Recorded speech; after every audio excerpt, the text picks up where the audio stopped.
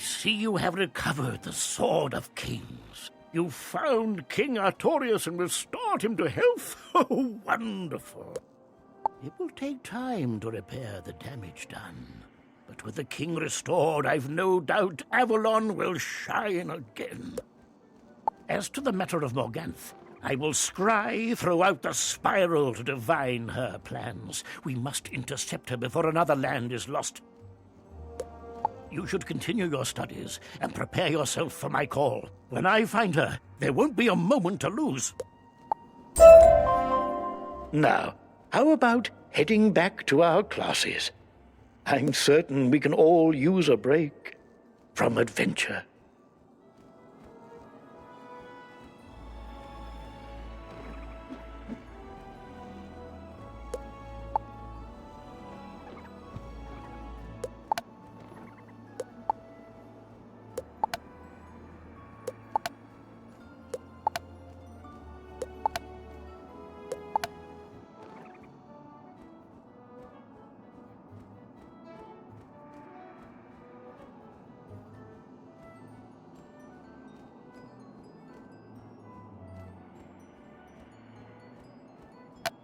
Young wizard, I am not disturbing you, am I? I hope you have sufficiently rested from your last adventure. Something actually important has come up. Please hasten to my office at your earliest convenience.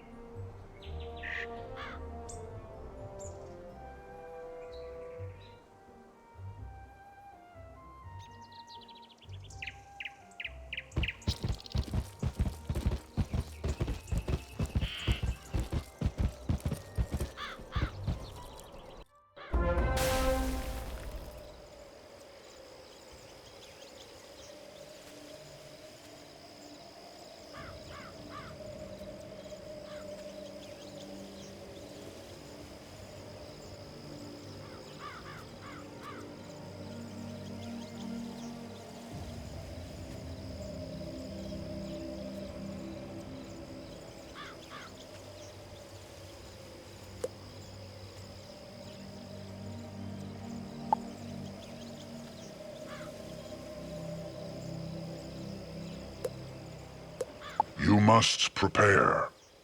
You must harness magics beyond that of the average student. You must study the practice of Archmastering.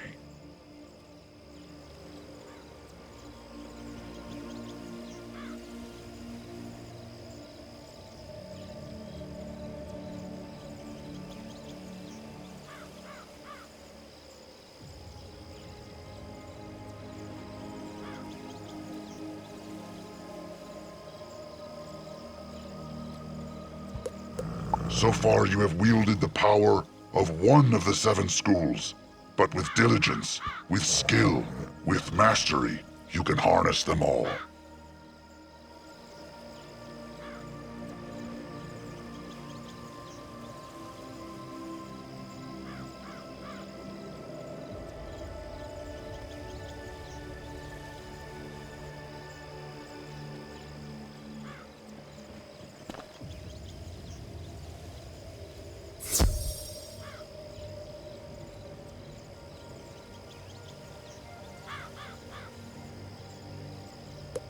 The Duel Master in Unicorn Way, Diego. He can teach you the finer points. And Wizard, beware the shadow.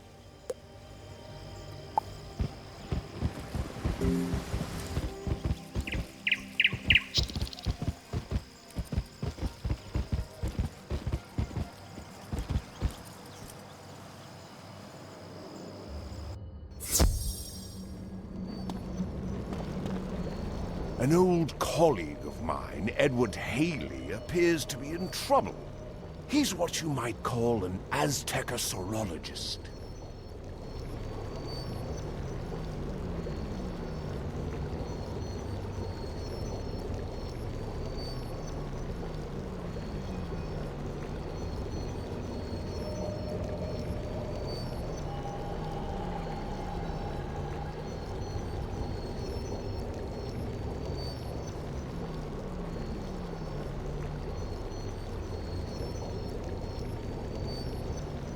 You don't know what that is? Well, when you find him, feel free to ask him all about it.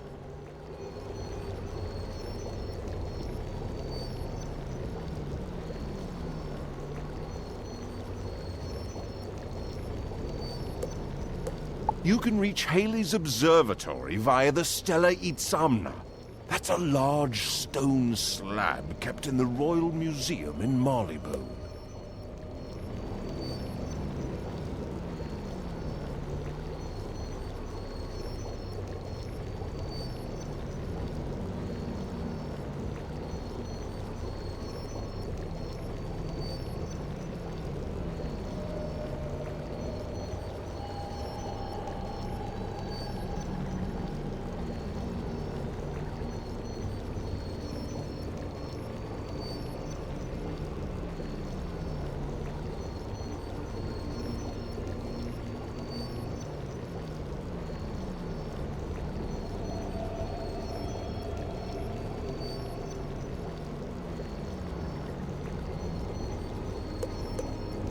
Go there now and make sure he is safe and sound.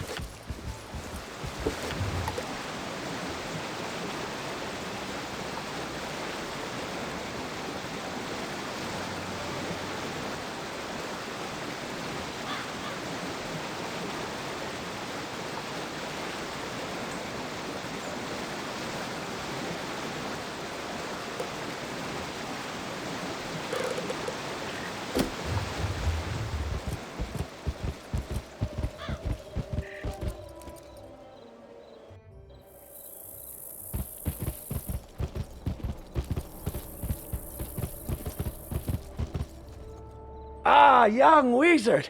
The faculty lounge practically thrums with tales of your victory. A student has bested a professor. A villainous professor. Ha-ha! Impressive! Your defeat of Malastair proves your unusual talent for your chosen school. Thus has Bartleby requested you be taught Archmastering. With this training, you can channel any mystical energy to generate pips of specific magical alignments. These pips enable you to call on a greater variety of spells. Enter the arena, and I will teach you how it is done.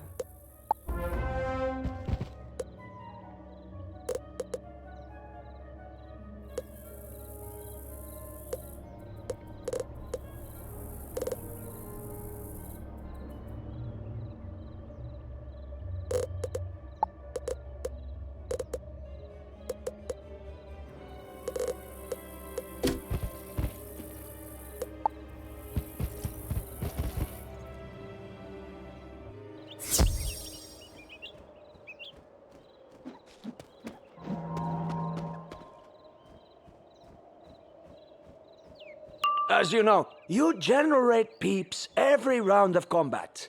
More powerful spells require more pips to cast. The yellow power pips are worth 2 standard white pips for spells of your school. You can see a spell's pip cost in the upper left corner of the card. With the power of Archmastery, you may now generate pips of a chosen school. Cast this spell with a power pip. Then you will receive your first Archmastery school pip.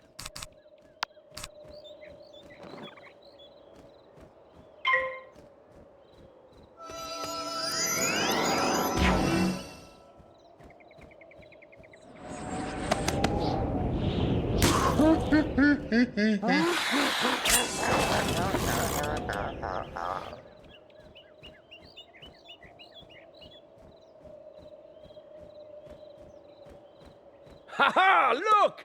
You have a school pip! This one will work just like a power pip for spells of your school. Try it now!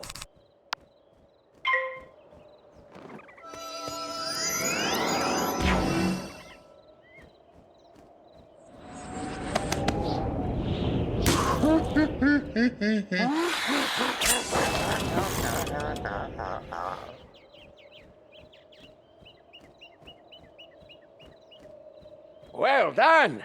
But pips of your own school are no better than regular power pips. So let us change things up. Now, on your next turn, you will generate a new type of pip. Let us pass this round and see.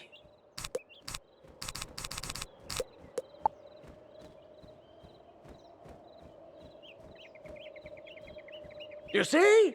A pip for a new school. Easily identified by its color and school insignia. This new pip will act as a power pip for both its school and your own. You now meet the pip requirements for a whole new card. Play it at once.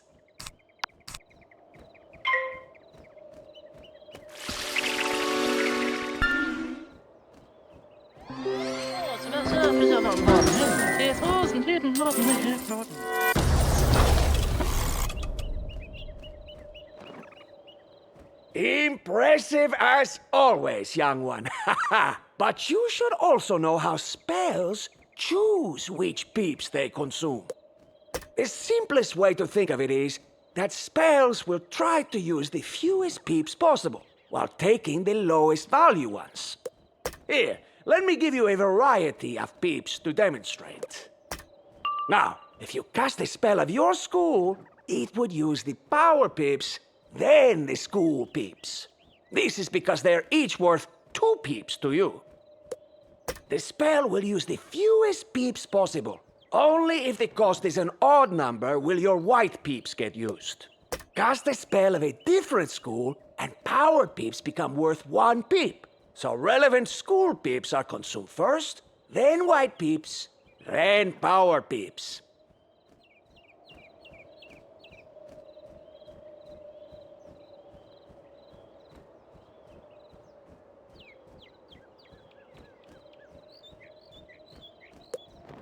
This is because power peeps are inherently more valuable than white peeps to you. So the spell uses the lower value peeps and leaves your power peeps for later. Cast the spell and see for yourself.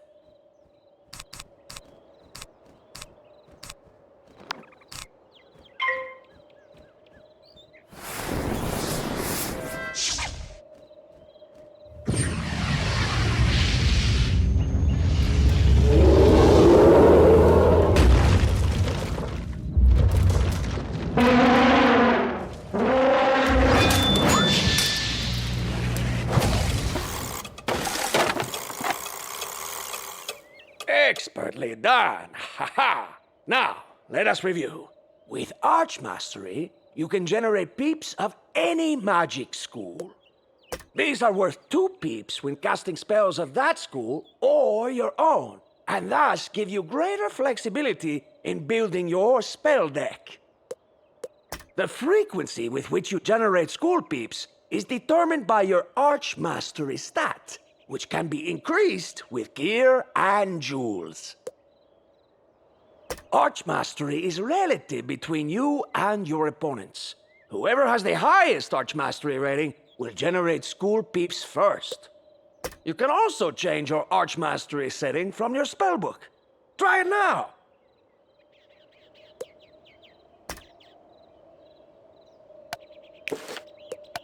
Now let us see what else we can do with school peeps. Some spells require peeps of specific schools to cast, as indicated on its card, in addition to the normal peep cost.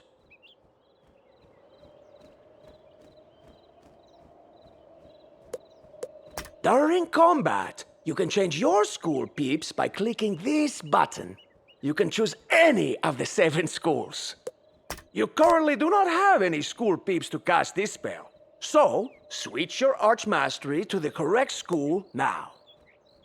Then pass this turn, so you can generate the correct peep.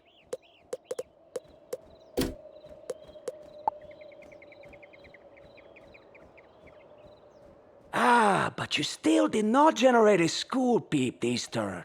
This is because the enemy has a higher Archmastery rating than you. Thus, they receive the school peep. This bubble shows your progress toward your next school peep. Once full, it may convert a power peep, either one you have or the one you would gain, to a school peep.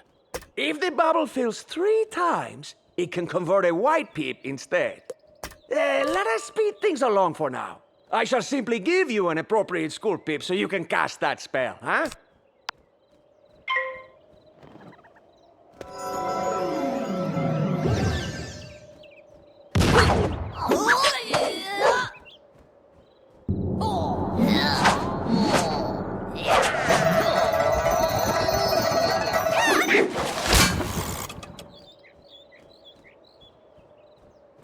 One last lesson for you. Some spells are so interwoven with the threads of magic. They require multiple specific school peeps.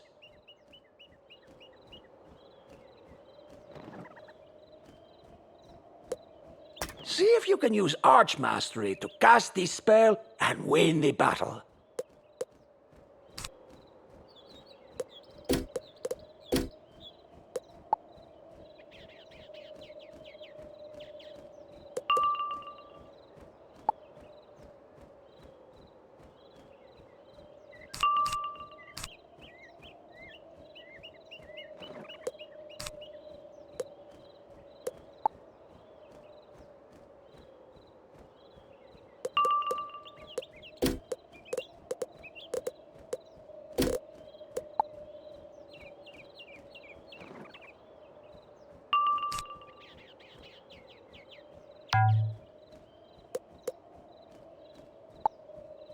Try matching the school shown on the spell card.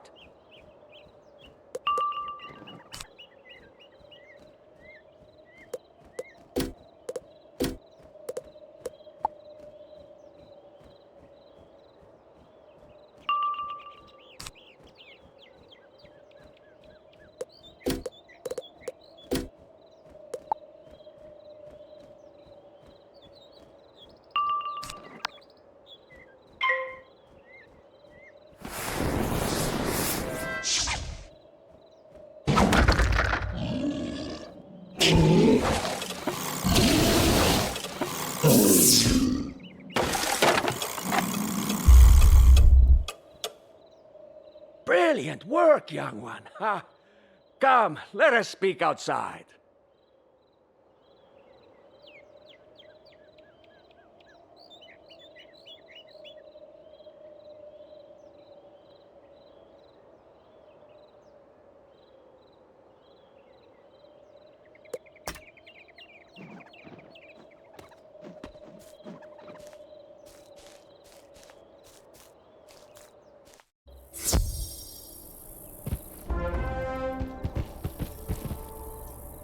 Archmastery is a lot to take in, I know. But the versatility it offers you should prove invaluable.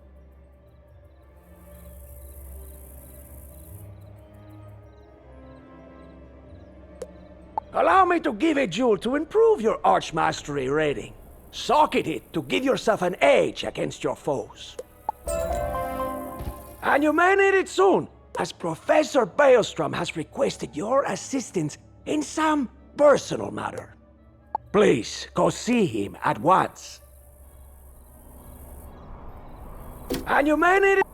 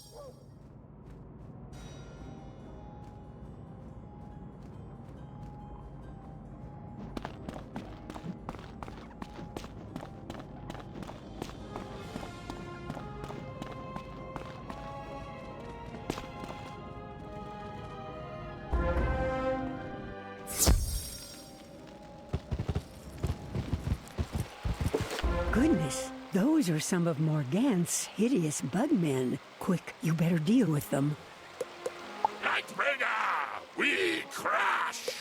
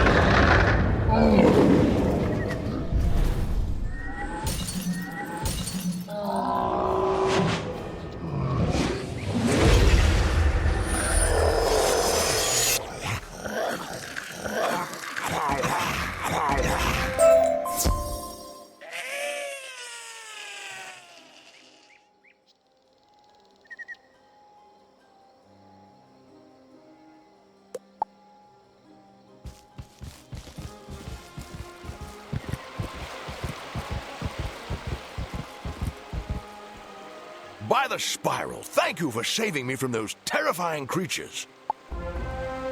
I had just received the most unusual visitor when those brutes appeared and attacked.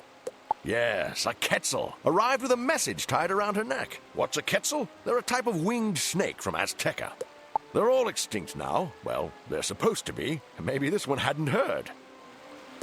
Quetzals were known to be vicious and protective, or occasionally tame.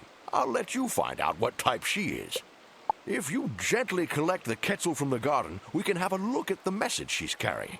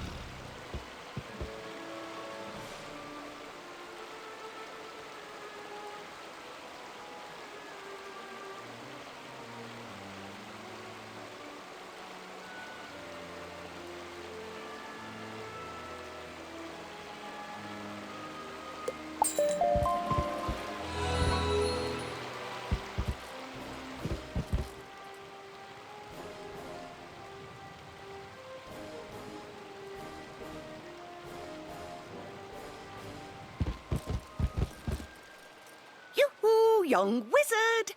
Please be a dear and make your way to my classroom. You are long overdue for a new spell. See you soon.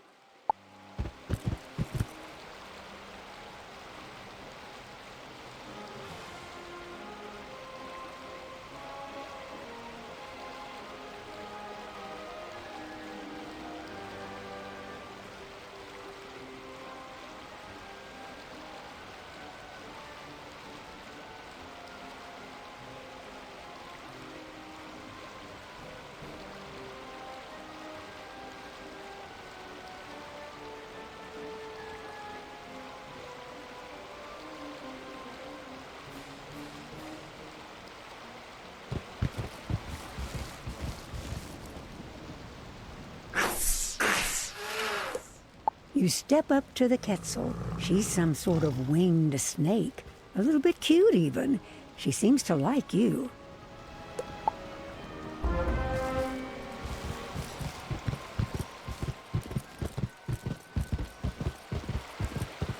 Yes, well done. Now try to slip the message off her neck.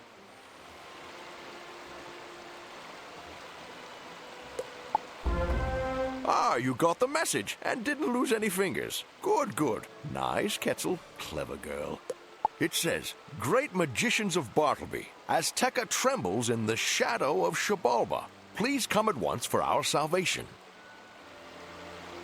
It is signed by 3 names, Pakal Redmask, Tezcat 3-Star, and Zalen Reedwalker.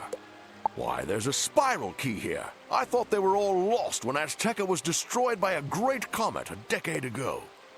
But perhaps we were all wrong, and Azteca persists. Quick, let us look through the telescope at the top of the observatory.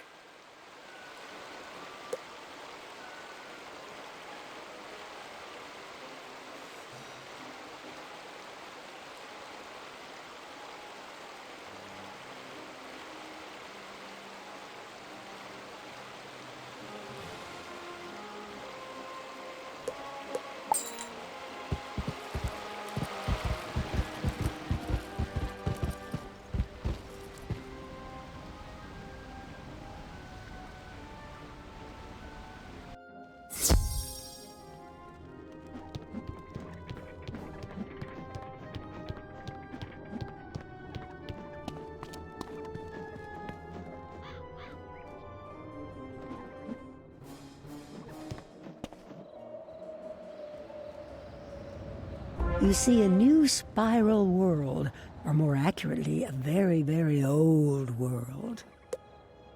The comet that encircles the world looks like a bad omen to you.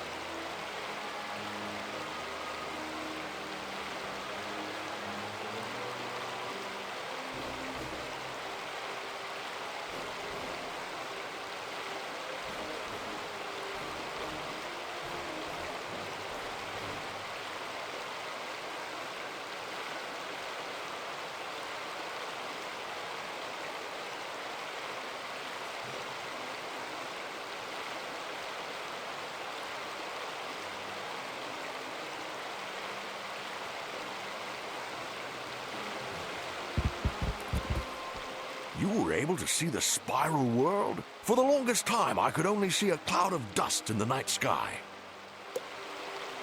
The Aztecosaurs are the oldest race in the spiral. Their ancestors lived in the first world before it shattered. I assumed Azteca was lost, but perhaps there is yet hope for the Aztecosaurs, a wonderful, creative, and fierce people. I'm reminiscing too much, aren't I? You must take this Quetzal and her message back to Cyrus Drake at Ravenwood immediately.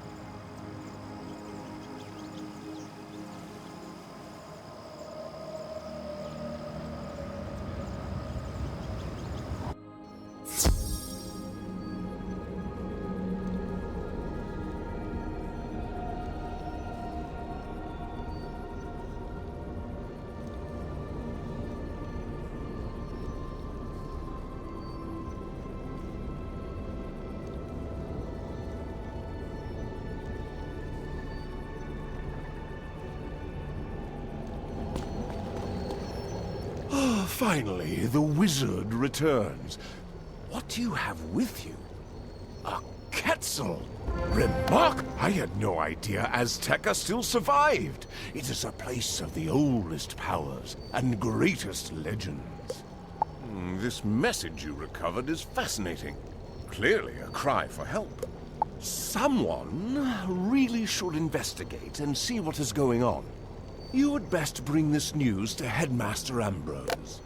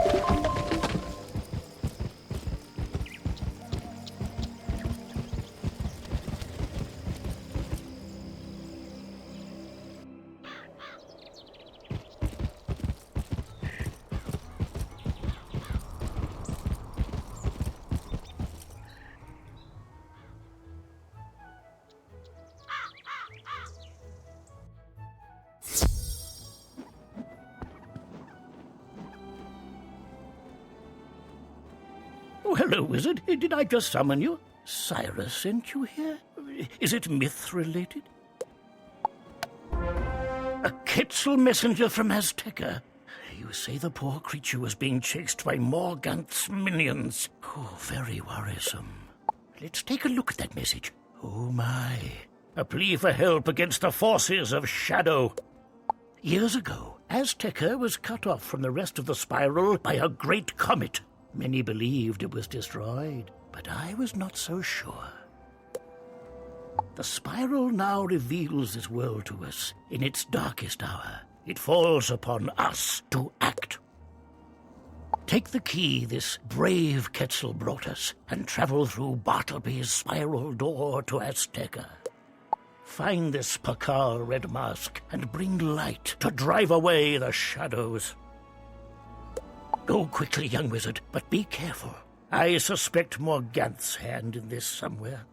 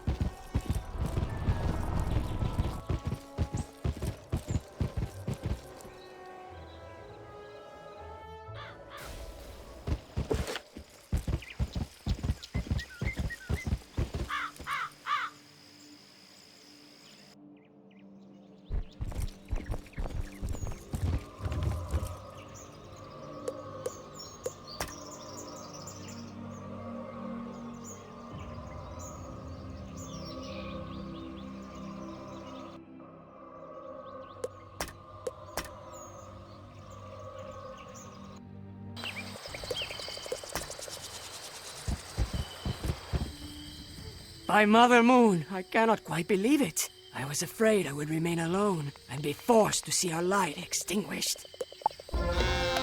I am Pakal Redmask, young magician. I am one of the 3 mystics who wove the spells that guided our messenger to you. But as you see, I stand alone at the edge of the City of 3 Winds. My allies, Tezcat 3-Star and Zaylen Reedwalker, are lost. The comet Xibalba brought the Shadow Queen to Azteca, and she has laid waste with her Umbra Legion. My allies are gone. I beg your help. Confront the crazed Thunderhorns in 3 Points, beyond the Zocalo, to learn what happened to Tesca 3-Star.